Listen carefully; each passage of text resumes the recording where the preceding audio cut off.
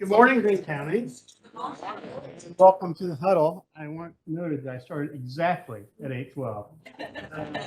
Well, I'm Dan Patterson, Green County Prosecutor. And we were asked today to present about our office. And so when I was thinking about that, I thought we would present on two of the newest initiatives we have in the office. One that was an outgrowth of the 2017 general sales tax, the Family Justice Center, which is a special project that I was allowed to collaborate with the police chief and the sheriff on. And I won't go into too much detail on it because we'll have Jamie up here in just a second to talk about that. And then this year, we reorganized to add another unit, domestic violence unit. We split my persons unit into a special victims unit, which is sex crimes and crimes against children and domestic violence. Both of these topics you're hear about today focus on domestic violence. It's an area where, as a prosecutor, I have to redefine what success looks like. You know, if your car is stolen, you usually want me to prosecute the person to the fullest extent of the law. There are a number of reasons and obstacles that the domestic violence victim might not want me to do that. And so we have to think about safety first, empowering those victims so that we can prevent those crimes in the future while still trying to hold those offenders accountable. And both of these things you're going to hear about today are efforts in that regard. So I'm going to have Jamie Willis, who's the Director of Operations of the Family Justice Center, our Chief Cat Herder, tell you about how that works. And I'll just let you know, she was also recognized just recently by the Missouri Association of Prosecuting Attorneys as our support staff member of the year. So I'm very proud of that. And then Emily Shutt, who was the first assistant in our general crimes unit, who became the first leader ever of our domestic violence unit. So she's breaking a lot of new ground there as well. So I'll turn it over to them. Thank you. Good morning. My name is Jamie Willis, and I'm happy to be here with you guys today to tell you a little bit about the Family Justice Center. Have you all heard of the Family Justice Center before? Great. So to give you an idea of what a Family Justice Center is, it's community-based. So although that there are family justice centers all across the country, they vary really widely from community to community. It's a multidisciplinary collaborative team that provides services to victims of domestic violence and other resulting victimizations. And it's recognized by the Department of Justice as a best practice for serving victims of domestic and sexual violence. To give you a little history, the first Family Justice Center opened in 2002. In 2005, some Department of Justice funding was made available to start 15 pilot sites across the country. A lot of research was done about the effectiveness of family justice centers, and then they really started spreading like wildfire across the country. So today there are family justice centers located in 43 states and 25 different countries, and we are the only one located here in Missouri. Some of the published benefits of family justice centers: victims report increased accessibility of services, increased physical safety, feeling more supported. Additionally, increased autonomy and empowerment, reduced fear and anxiety, and reduced recantation and minimization by victims. And then long-term, there's increased economic outcomes for victims that access services at a family justice center. For service providers, there's increased efficiency of service delivery. It really allows us to each know our role so that we're not duplicating services across agencies. And there's additional professional development through daily interaction. So in our center, we have 9 different agencies that are all working together.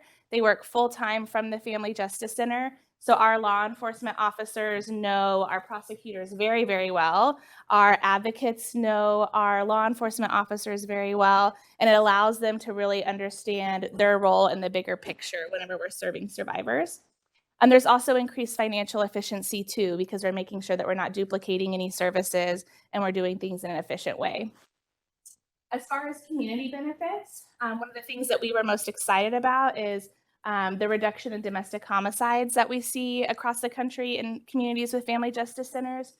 So in San Diego, they saw a 90% drop in the first 10 years, a 95% drop in the first 20 years after their family justice center opened. And then there's been similar results in other areas of California and New York City. So here in Springfield, we had a third of our homicides were domestic in the 5 years previous to the Family Justice Center opening. And so we thought, if we could even just save a few lives with this initiative, then that would be worth that work. There's also an increased likelihood of prosecution of offenders. Domestic violence is very hard to prosecute because of the additional complexities of that type of relationship. A lot of times victims don't feel safe coming forward. It's a very long process. And so there's an increased likelihood of prosecution because of the increased reporting and the reduced recantation. So when people feel safe, they're more likely to stay the course. There's also a better exchange of critical case information between law enforcement and the prosecutor's office, resulting in reduction in case dismissals and an increase in felony convictions. So to give you an idea of our community, this is several years previous to when we opened in 2018. And you can see that we had high rates of domestic violence and child abuse and neglect. And those are oftentimes co-occurring in a home.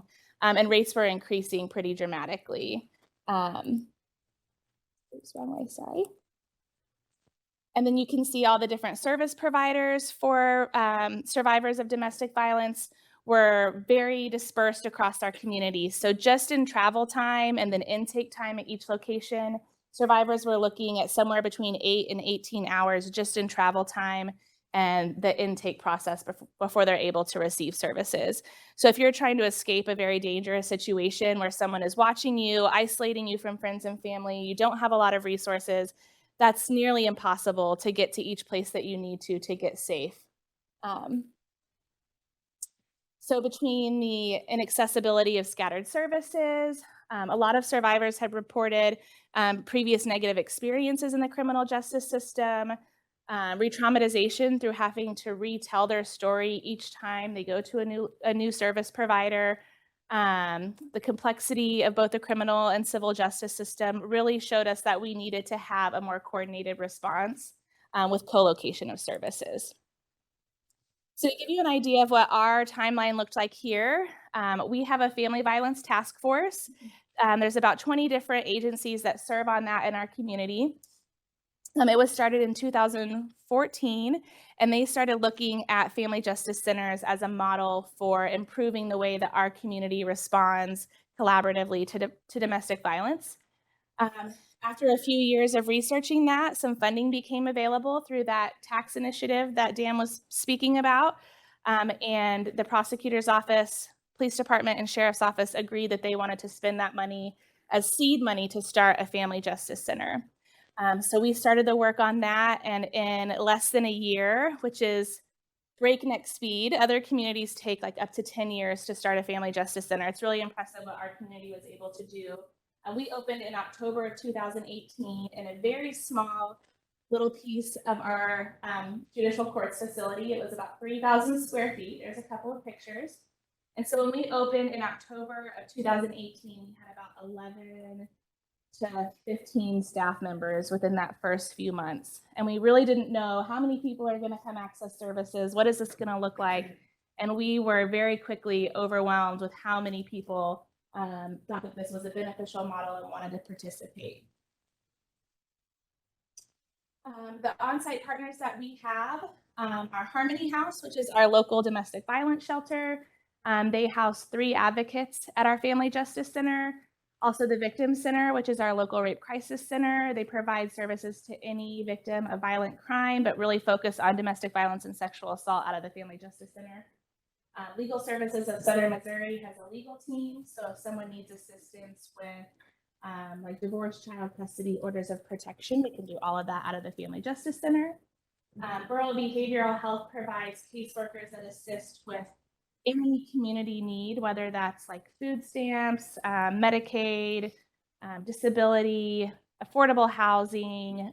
If they're homeless, we can do the SPDAT for one door so they don't have to also go to one door. And then they also provide crisis counselors so that we can get people into immediate counseling. Springfield Police Department houses their domestic violence unit at the Family Justice Center, which consists of 5 detectives and a sergeant. The Sheriff's Office also has a domestic violence detective at the Family Justice Center. We house the domestic violence unit of the Prosecutor's Office as well. 2 caseworkers from Children's Division, and then a part-time Child Support Division co-worker. So literally any service that someone needs, when they come to the Family Justice Center, we can help connect them to that. And then their advocate works as kind of a case coordinator, making sure that services are comprehensive and coordinated so they don't have to go through that on their own. We have a lot of additional partnerships that are offsite. We partner with Crosslines. They provide us with emergency food pantry boxes. A lot of times survivors of domestic violence leave without their ID or don't have a piece of mail, things that you need to access food at a food pantry. So they provide that to us. We partner with the Child Advocacy Center. We have a program with Rescue One that provides confidential pet fostering so that survivors don't have to leave their animals behind when they go into shelter. Just about any need that exists. I feel like we do a really good job of filling those gaps in our community. So what does it look like when someone comes in? Our advocates are employed by the Victim Center or Harmony House. And when someone first comes in, they meet with a navigator, do some safety planning, do a risk assessment, and then they, based on what that survivor wants, will create a service plan, and all of the partners that they want to work with will come to them and will work as a multidisciplinary team to serve that survivor. It's very victim-centered. They get to choose what services they'd like to access. And then once we secure their safety on that first short-term visit, then we have a long-term service plan, whether that's additional counseling, maybe legal representation. And if they're working with the prosecutor's office, we try to make that really easy for them so that they can continue through with the process. So after we opened, we started a nonprofit agency that supports the Family Justice Center. Our goal is to have the county as, you know, a partner, but not necessarily be fully supported by the county financially. Right now, the county provides our building. And then as far as Family Justice Center staff, there's myself and one other person. And then all of our partner agencies provide their own staff for the Family Justice Center. So it really is truly collaborative. Inside of our building, our internet and phones are provided by the city of Springfield. So every agency plays a part in making sure that we're a successful operation. We also, in 2019, purchased a building for $10, the previous Taft Elementary School. That was sold to the county at a very low cost to benefit the Family Justice Center. And then we started renovations at the beginning of 2020 and opened in that new location in June 2020. Since we opened in the former Taft School, we have been working on diversifying our funding through different grant programs and different partnerships. And then just recently in June 2020, we received some ARPA funding to help with the preservation of our building. There were several things that we needed to make sure that we'd be able to continue to offer services. So this is what our new building looks like. It's over on Pythian and Fremont, and it's about 20,000 square feet. So a big improvement to our original 3,000 square foot office. This is what our service areas look like, and then that's our lobby as well. To give you an idea of how many people we serve out of the Family Justice Center, this is our yearly totals for adult service visits and children as well. Over our lifetime since October 2018, we've provided over 8,000 service visits to people in our community. So really quickly, how is this different than what other service agencies provide? Really, our goal is not to recreate the wheel, just to make it more efficient and more accessible for survivors. So we act as a central point of entry. We do a centralized intake so that when survivors come in, they can fill out one form that's shared between all of our agencies with their consent, so that they're not having to go back and forth between different agencies.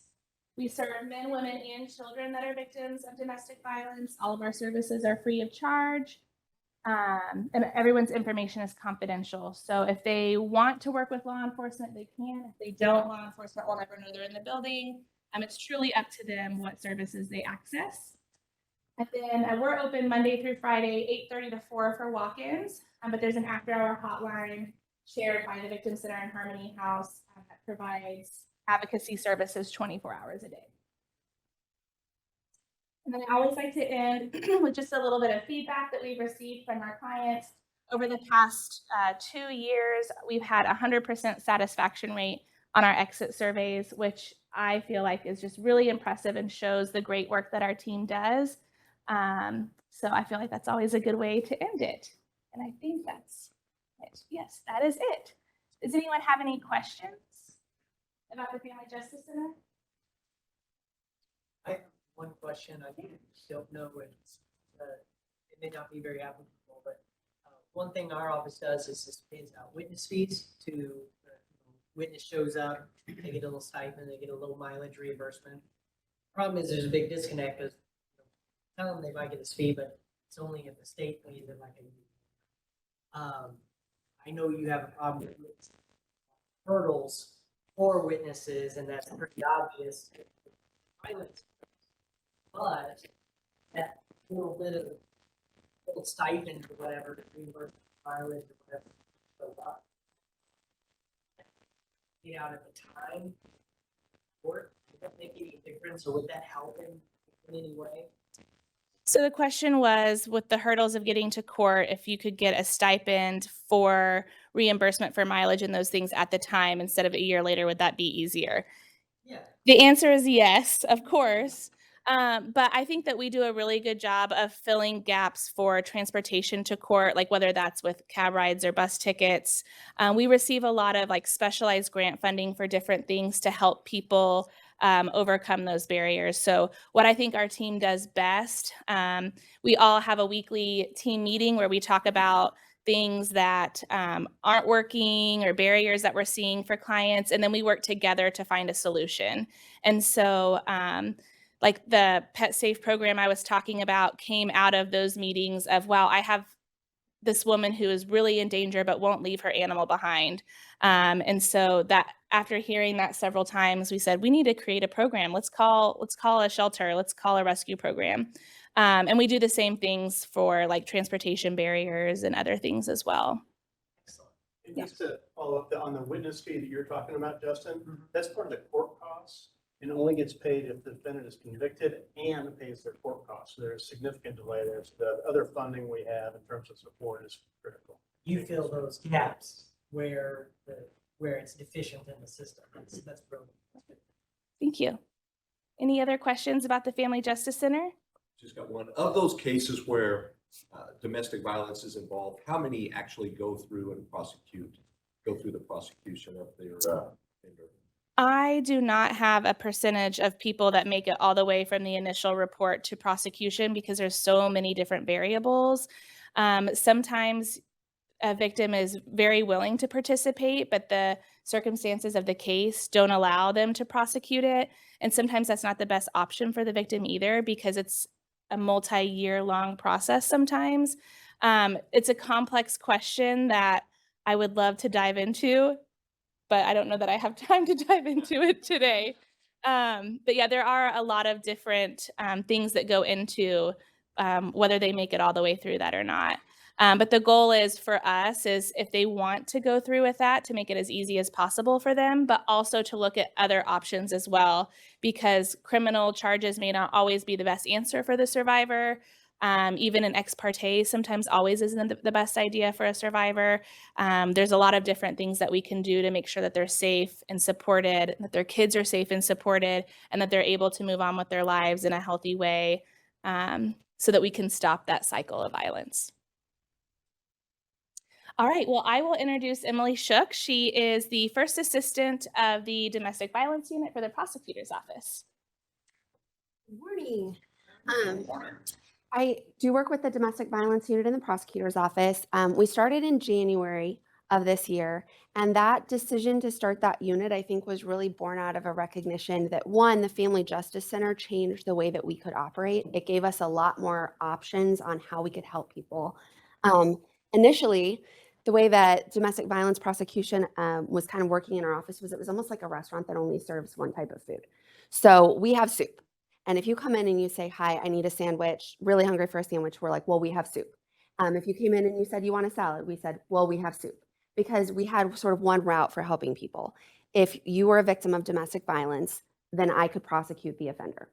And then we could refer people to services elsewhere, but we weren't really working as closely in collaboration with those services, Now through the Family Justice Center, we have employees from our office who are working in the Family Justice Center every single day. So we have the ability to access those victims when they're there requesting information about services and work with the other service providers to try to make sure that we're prosecuting the right people, making sure that we're not making a less safe situation for a victim, because sometimes things like orders of protection and criminal cases can actually hurt the overall situation. It can take away a family's access to financial support. It can modify child custody conditions and things like that. And those things have to be considered anytime that you're deciding how to pursue a case or a situation. So we needed to work more closely with the other partners in the Family Justice Center. So that was sort of one need to look at things differently. The other thing is domestic violence offenses are just different from a lot of the other offenses that we prosecute.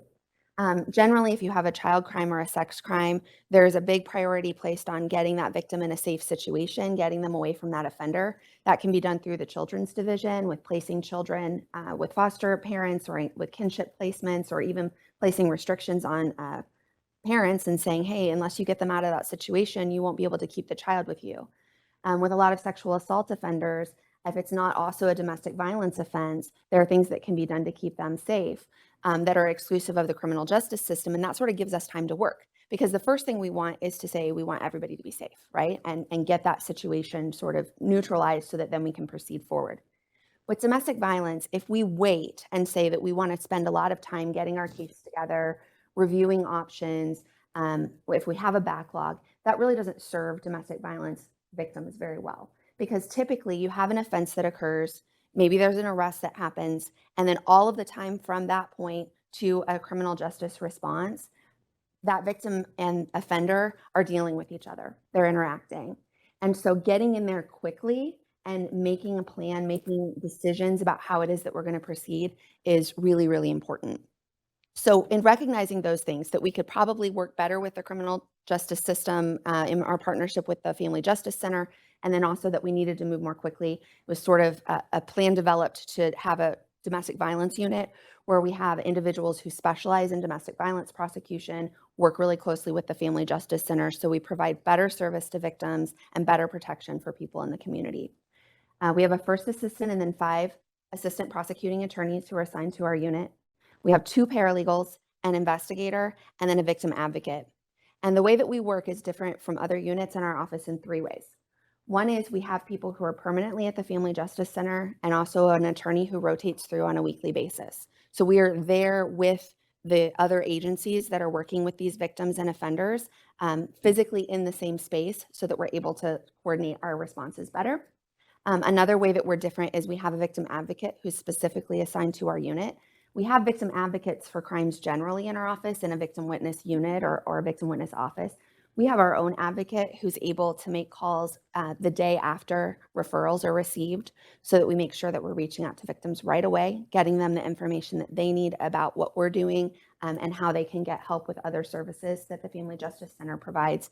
And then the third way that we're different is that we just try to work at a different rate of or a different pace. When a case comes into our office, it's our objective to review every single one of those within 1 business day of receipt, which is really different from the way the rest of the office is able to function. But it's important to us to allocate our resources that way and to have those really quick responses so that you don't have offenses piling up. You don't have offenders who are released from custody if we're able to do something to keep them in custody and protect the victim that way. And the victim is immediately getting services, which we know from research increases their rates of participation in the system, and it increases the rate of successful prosecution to hold offenders accountable and also make sure that we help victims. So by doing those things and implementing some different procedures, we've already seen, I think, better results in how it is that we work with victims, and we'll continue to see that as we meet our goals throughout the year. Does anybody have any questions about that, about what the prosecutor's office does on domestic violence?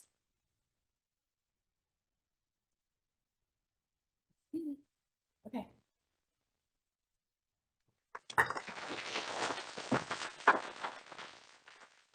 Tell you a couple of financial related things for the huddle. Budget started out as $500,000. We intentionally spend under that because, as you saw, we paid 10 times what I wanted to pay for the 100-year-old building. I want to pay $1. It's a 100-year-old building. And so it has needed things as we've gone along. When we moved in, we did some things on the front end. Now we're doing like the roof and tuck pointing things so we keep water from destroying it. And so we have purposely had to hold ourselves under budget in terms of our spending because we're borrowing against those savings each year to make sure we pay that off and that we pay off the renovations to the building and those kinds of things within our budget, and we're not going out for other funds. Fortunately, we have the opportunity, hopefully also to reimburse the county, we are, with some ARPA funds for some of the biggest expenditures, the water sealing and roof and things that we're doing. So we're trying to be very cognizant of how we're spending those funds and we're getting the most bang for the buck. And like Jamie said, we're trying to diversify. We've gotten some Victims of Crime Act federal funding as well. So that we can continue to.